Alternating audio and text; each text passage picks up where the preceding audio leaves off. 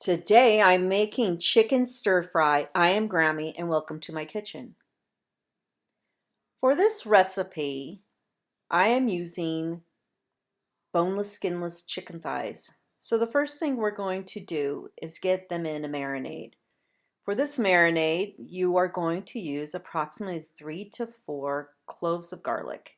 And I'm using my handy dandy mincer, which really does a great job mincing garlic, or you can use whatever you use to get that to happen. And then to that, you're going to add 2 tablespoons of soy sauce, 2 tablespoons of brown sugar, 2 tablespoons of rice vinegar, or if you don't have that, I used apple cider vinegar. And then you're going to add 1 teaspoon of ginger, 1 teaspoon of onion powder, and 1 tablespoon of cornstarch. And you're going to mix that all together. And then you're going to start to slice your boneless chicken thighs. Notice I trim off that weird strip of chicken fat on the end of a chicken thigh, and then I slice them up in as even of slices as I possibly can get, because chopping things evenly helps things to cook thoroughly. So it's just a very good idea to keep things uniform and slice them carefully. Now, you know, and I know, you cannot chop something on a cutting board that you've cut raw chicken on. It can cause some contamination in your food. So I can't stress strongly enough, after I have cut all of my chicken thighs, which will happen shortly in this video, I clean my cutting board thoroughly with a bleach product before I cut any of my vegetables. So we are getting done with cutting our chicken, and once I have all of my chicken pieces cut, I hand mix them in the marinade. And then I set the bowl aside while I wash my cutting board. I'm not showing you that in my video, but the cutting board is clean. So when I'm chopping my vegetables, I am using celery and I'm cutting them on a slant. It just gives it just that, I don't know, more Asian feel to your stir fry. I'm using the shortcut of using pre-sliced carrots, and I'm just going to give them a quick chop because the pieces are very large and they're not bite-sized, and so just give them a quick chop. They are crinkle cut, so they're kind of fancy in the stir fry. They look great. And then the next thing I'm going to do is cut my bok choy. I am using about 4 uh, pieces of bok choy, and again I'm cutting the white part on the slant, and then I'm just going to do a straight chop. I'm going to cut in the leaves in half, and then I'm going to do a straight chop of the leafy parts. And now we are ready to cook. So you get your wok and place it over medium heat. And I am adding some sesame oil to my pot. Add a couple tablespoons of oil. You want to make sure your wok is well coated. And then you begin to add chicken by a batch. You don't want to stew your chicken in juices. You want it to have surface to surface contact with the wok.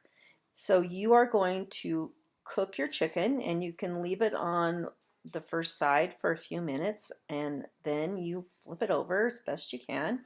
I am making sure that I have actually cut through all of my pieces, because sometimes I don't do that and I have to make sure that I'm cutting it thoroughly.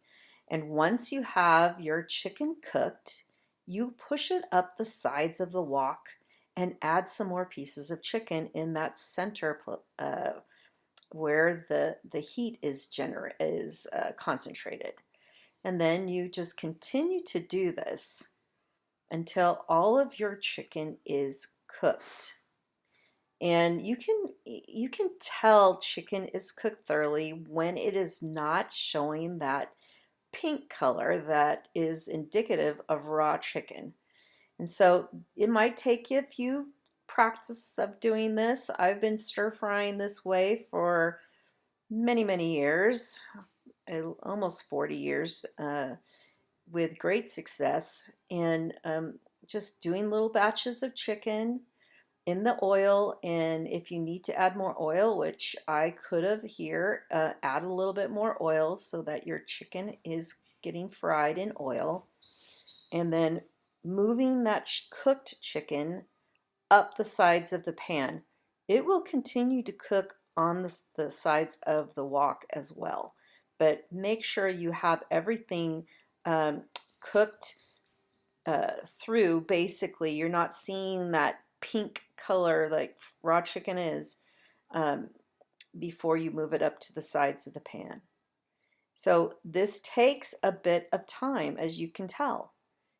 Do a good job with your chicken. Don't try to rush it, because you definitely do not want to serve your family or yourself raw chicken. It's not something you can do and keep good health. So make sure that you have cooked your chicken before you push it up the sides of the wok. And this process took about 20 minutes to get all of my chicken cooked thoroughly. I've sped up my video to spare you watching me, meticulously cook my chicken.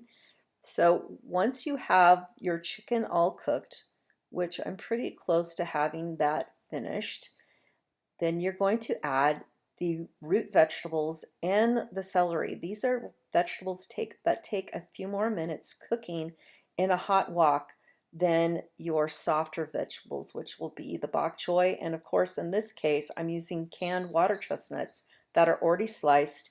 And so those are already cooked, so I don't need to worry about that. I noticed that my broth level was low, so I added a full cup of chicken broth. I also added the remainder of my marinade, and I then can cook all the vegetables. It's okay to have raw carrots and celery. They don't have to be cooked through, but they do a really good job of steaming in this process when you add the chicken broth. And if you have a nice level of juice, then you have that steaming effect. I'm adding some udon noodles, and once I get this thoroughly mixed, we're done. And I'm ready for my favorite tester to test my chicken stir fry. So turn off your stove, and Papa, what do you think of my chicken stir fry? Chicken stir fry. Nice and hot. Oh, hey.